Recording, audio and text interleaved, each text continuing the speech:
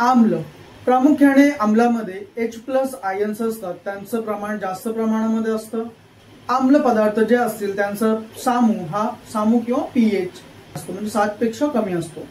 आता तुम्ही ओळखू कसं शकता की बाबा कोणता पदार्थ ऍसिडिक आहे, तर त्याच्यासाठी काही वैशिष्ट्य आहेत. त्याच्यामधलं पहिलं वैशिष्ट्य म्हणजे जी टेस्ट असते, म्हणजे जी त्याची चव असते ऍसिड पदार्थांची, ही आंबट असते.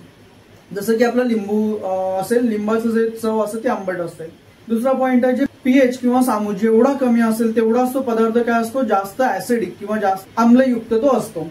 म्हणजे समजा जर का एखाद्या पदार्थाचा जर का pH किंवा सामू हा जर का 2 किंवा 3 असेल तर तो कसा असेल, जास्त प्रमाणामध्ये आम्लयुक्त असेल, म्हणजे ऍसिडिक असेल.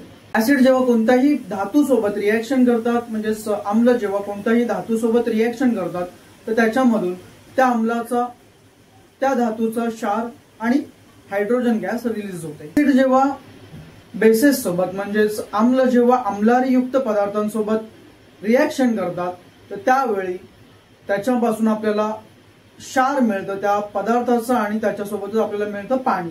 शिवाय आम्लयुक्त जे पदार्थ असतात किंवा जे सबस्टन्स असतात ते इलेक्ट्रॉन्स काय करतात, देतात दुसऱ्या एखाद्या आयटमला किंवा दुसऱ्या एखाद्या मूलद्रव्याला.